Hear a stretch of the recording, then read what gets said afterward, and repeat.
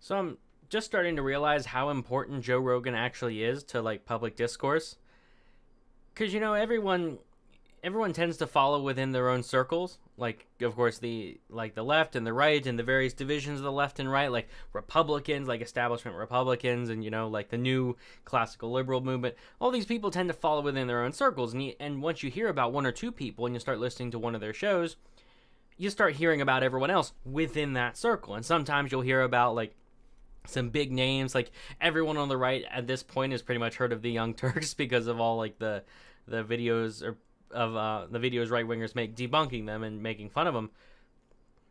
But I just don't hear about Joe Rogan that much, which is a shame, because the biggest problem right now going on in society is that people assume other people are evil just because they disagree. Like you have all these people that think that like right wingers in general hate the poor and want the poor to starve and stuff like that. And it's like, no, that's not just true. And then you see like same thing goes with the left with a few other things, and it's like nobody's really trying to understand what the other side thinks. They just take like a few snapshots. They see one video of them being stupid, and they're like, "Oh, this person is evil or horrible or a moron." And I don't think that's the case. The whole reason I'm making this video is because I've been going through watching some Joe Rogan episodes, and I found an old one with Anna Kasparian, and I'm about halfway through it right now. And it's very interesting. Like, I'm enjoying the show. I'm enjoying what Anna's saying, even though I disagree with quite a bit of what she says.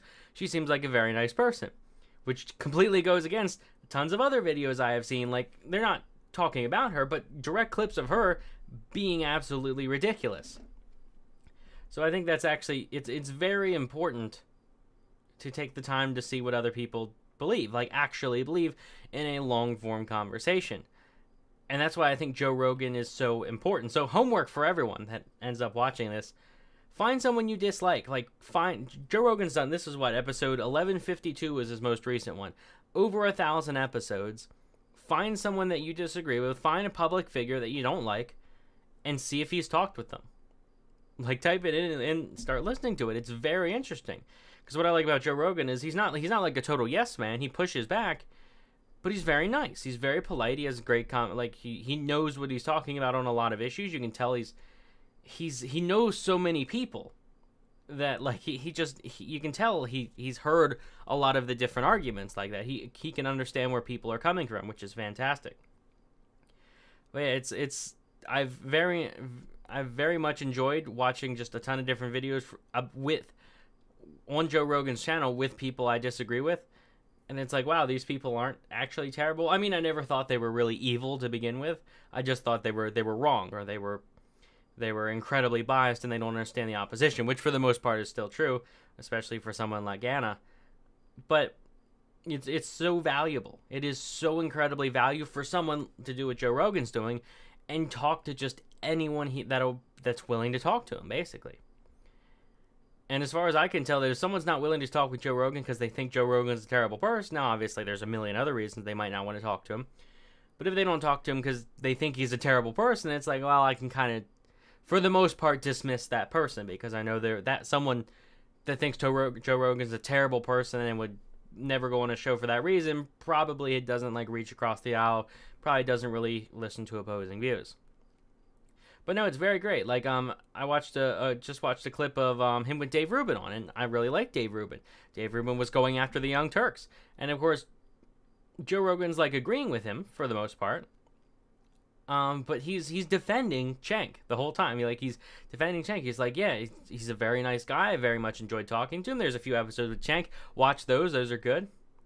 But yeah, that's my whole point of this, is just to say, find an episode and listen to it on your spare time when you're doing whatever you're doing. Like, they're just audio conversations for the most part. Like, the video component doesn't add too much for most of the time, but it's just it's so important. And as for someone like Dave Rubin, like, I really enjoy Dave Rubin. I think like people attack him for like just being an alt-right platform or whatever, but which isn't true. But when it comes to like Dave Rubin, like, there's both a pro and a con to him, where he is very much a yes man, and I mean that in a good way, not necessarily a bad way, because he brings people on, and when he can think of an opposing view or opposing argument, he will bring it up.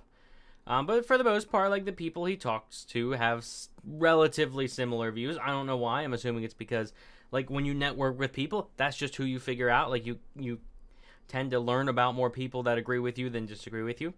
But he does a very good show, and I think the people that don't like him because for whatever reason, which I mean, again, I like his show. I really enjoy his show.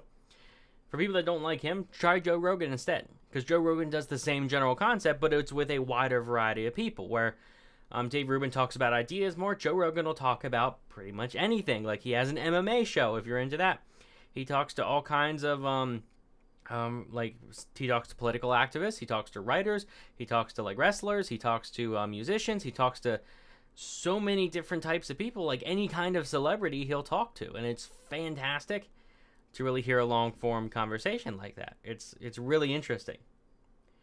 But yeah, that's the whole point of this, is just to find one of his shows and go watch it. And I'm not doing this to uplift Joe Rogan, but so much as to say use his like if you want to subscribe. I mean, I did, but I'm not even so much telling you to go subscribe to a show as much as I'm saying find someone you disagree with and see if he's had a conversation with them. And if he hasn't, then go find someone else or go find someone else that's had an interview with him. If they have their own show, go watch their own show. But yeah, take a moment to just watch at least one episode of someone you disagreed with. Because if you could see my bookshelf, like I also have a this is a good personal rule actually, to make sure you're not stuck in an echo chamber. Make sure, like I go to thrift shops a lot. I don't know if you read much, but this is especially if you're someone that reads a lot. Go to thrift shops, because that's the best way to find like cheap used books. Because the thing is, if there's someone that I think is a horrible person, but they wrote a book and I should probably read it, figure out what they believe, I'm not really going to pay full price and give them money for that.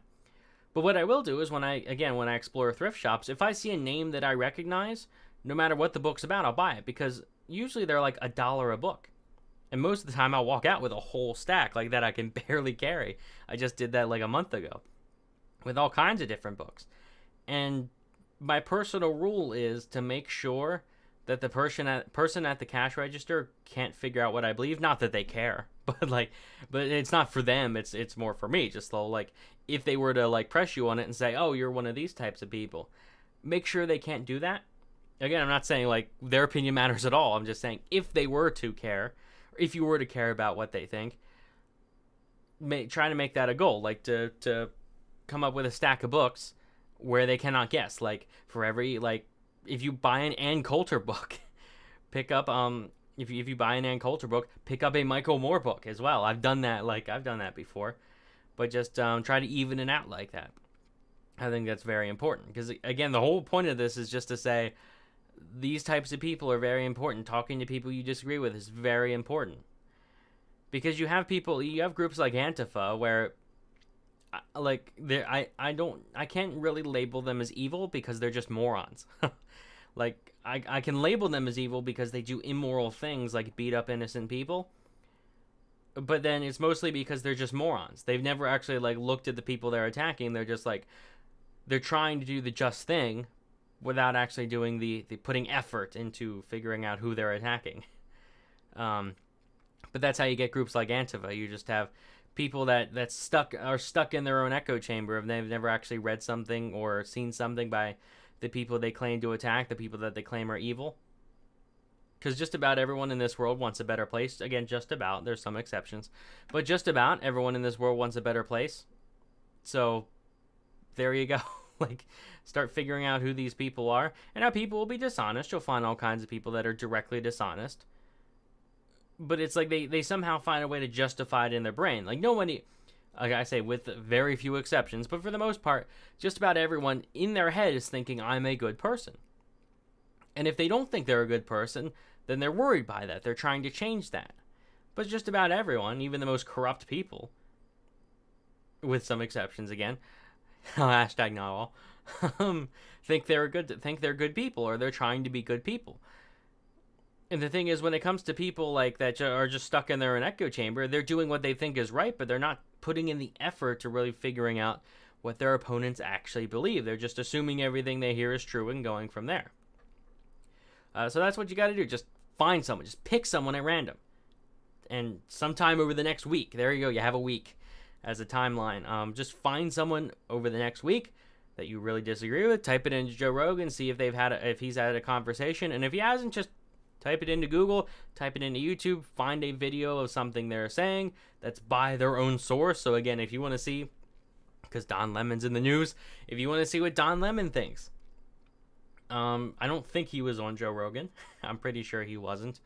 But if you, so if he's not, go find like a clip. Maybe there's a full episode out there of Don Lemon's show. I don't even know what the name of the show is, to be honest. Find a full episode or a lengthy clip of Don Lemon doing his own show, and make sure it's from like CNN Newsroom or whatever it is. Make sure it's from a CNN source. So it's not someone that took a clip of him saying a bad thing and we're like, look how bad Don Lemon is. No, I mean, find like a legitimate source coming from them and see what they say. Because I know I've made this is probably like the third or fourth video where I've said this, and now I'm devoting an entire video just to saying this.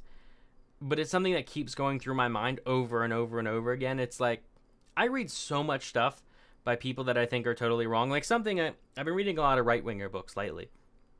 And I guess as someone on the right, you can't really say it's reaching across the aisle, but like I'm much more libertarian than I am like Republican or conservative. So generally, like I don't read that much right-wing stuff. I just read a lot of like libertarian stuff, a lot of libertarian economic stuff. Like I'm going through Man, Economy, and State right now by Rothbard. But I've read a few Ann Coulter books. I've read a few David Horowitz books recently. Like that's what I've been doing over the past few months, is hitting a lot of those people. Laura Ingraham, I read a book which was god awful. But it doesn't mean she's awful, but the book was god awful. Apparently even her fans hated it. 3-minute review number 7, look it up. But anyways, yeah, so I've been reading a lot of that lately, and it's like you really start to understand what's so valuable about them, like what their values are, see what's important about them. Like David Horowitz, I've met the guy, seems like a nice guy. I have a lot of disagreements with him. I probably agree with him much more than I disagree, or I should get rid of the probably. I agree with him on things a lot more than I have my disagreements with him. But the guy is very important, because anyone, like no matter where you are on the spectrum, like he just nails it perfectly of like what the right wing is and why the right wing has problems with the left. And even if he thinks he's wrong about everything, it's still he still writes important stuff. Because it's very helpful to understand. Like again, I just read maybe 6 right-wing books in a row, all by different people. And it was like, oh, one of the things they all mention is like anti-Americanism. Like these people are anti-American. And it's interesting because, I mean, I read libertarian books, I read left-wing books, and I never see the word anti-American. So it's like, it's very interesting that nobody else chooses to use those words, but the right wing does a lot. And most people, like, you can understand why. But it's just interesting. Like, it's something where you have to read what they're really saying to understand them. You can't read what other people are saying about someone. You have to read what they are saying. You have to see what they're saying specifically so you can understand them from their own mouth. But yeah, do that. I think I might actually make another video on this topic of just listing the various ways of like how you can reach across the aisle.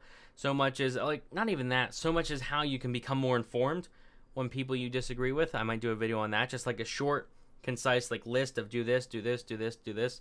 Because I don't claim to be an expert on it, but from what I can tell, I'm much more well-read than the average person or most people I know just on reaching across the aisle. And this is just talking about reading. This isn't talking about conversations with people.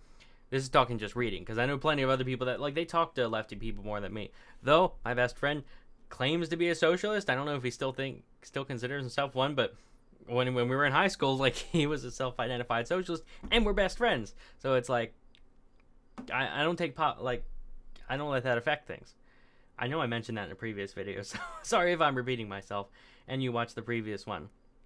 But no, that's my whole point. Like, I was just binging Joe Rogan, and it's like, with a ton of people I disagree with, and I was halfway through the Anna Kasparian one, and it's like, this is interesting. It really helps you understand where they're coming from, because the whole point of like the Joe Rogan podcast is for these like more political, like ideological types, is just to say, like, tell them say what's on your mind. What do you believe? Like, they just have conversations. And while I'm doing that, I'll take a second to like plug my own. I did a series called The Conversation. It's only 5 episodes long, and I had to stop it for various other like personal, like just all kinds of other things came up, and I couldn't keep doing it weekly. But I will bring it back eventually, once I get more time, because that was so much fun. But like I just talked to people, and like an hour episode, I talked to them, and it'd be an hour episode. But I talked to them like that conversation was maybe 2 to 3 hours long. Like, okay, maybe not that much, but I would say about half the conversation I cut out because it was all just before we started, and then just afterwards we just kept talking, stuff like that. It's just so much fun to talk to people like that. But yeah, I think Joe Rogan does it best. That's why I'm saying Joe Rogan. And it's not like that Dave Rubin doesn't do that good of a job. I think he does a very great job. But I think Joe Rogan does it best. And just because he's had the most amount of conversations. There's so many people that like they think Dave Rubin's a horrible person, so they won't go on a show just for that reason. Which, I mean, that's one of the reasons why he's limited. Like he's limited by his options. A lot of people just won't go on his show, which is unfortunate. Whereas Joe Rogan, like, I don't know that many people who really say bad things about Joe Rogan. That generally, like, he doesn't seem that controversial of a person, even though he platforms a lot of people that some people would find atrocious. But yeah, just look it up. Just look up like Joe Rogan and then someone you disagree with, and watch an episode. And if you've never seen an episode with Joe Rogan before, like, what I do is usually, like, this is something I probably shouldn't do, but usually what I do is I don't start with episode 1 with Joe Rogan. I found people I agreed with. Like, I found a few episodes with Jordan. I think Jordan Peterson was actually the first one I listened to on Joe Rogan's podcast. And then I found Molyneux was on there. I listened to a few of those. I listened to a bunch of people I agree with to get, like, used to the show, I guess you can say, to where I knew I would enjoy these episodes because they were with at least one person I enjoyed. And then when I got around to really enjoying, like, Joe Rogan's show as a whole, I started watching other people that I disagree with on his show. And it was very helpful. But yeah, weekly homework assignment. Just find someone you disagree with and see if he's been on that show, or if not, just find something they've said on their own show. But it's so vitally important. But yeah, that's it. Thanks so much for watching. If you made it all the way to the end, I really appreciate it. I've been doing longer style videos now, and part of me wants to apologize because I've gotten like good feedback from longer form unedited videos, and it's mostly selfish on my part because they're so much easier to make and they're mostly unedited. But the reason I'll clarify that now. This is a whole different topic, so if you don't care, just close out the video. But one of the reasons I've been doing like longer form unedited videos like this is because I've realized that if you give me long enough, I'm very good of coming up with like a good answer. Like if I were to debate someone and you gave me like 5 minutes per response, like if someone said something, if someone I was debating said something, I had 5 minutes to respond, I could defeat anyone in any debate ever. Like I'm quite confident. But obviously in an actual debate, you don't have 5 minutes, you have like 5 seconds. Like if you take a second to pause, that looks bad on you. That makes you look like, oh, you don't have a comeback. You don't have a response to that. So one of the reasons I've been doing the long videos is try to get used to just talking, just going on without rambling too much, which I know I ramble a lot, but that's what I'm trying to do, is to really get used to talking without having to stop, without having to cut. Because if you look at some of my older videos, like there'd be a 7-minute long video and it was probably 15-20 minutes because I'd have to cut out so much stuff that I'd trail off. I'd realize I went on a tangent, so I'd just start over. Like this is the third time I recorded this one, to be honest. Although actually the first one only made it like 10 seconds and the second take made it maybe 5 minutes till I realized I was rambling, so I stopped it.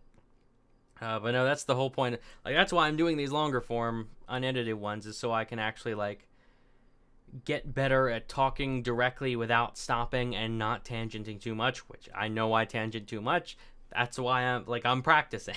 This is just me practicing while I have such a small channel that I can really post whatever I want. It's like, obviously I keep in mind what people say. I read every single comment, so it's like when people say do this or don't do this, I take that into account. But for the most part, it's like I'm just experimenting. I'm just seeing what works. I'm doing what works for me the best. But yeah, like the video if you enjoyed, subscribe for more, leave a comment, let me know what you think, and thanks for watching.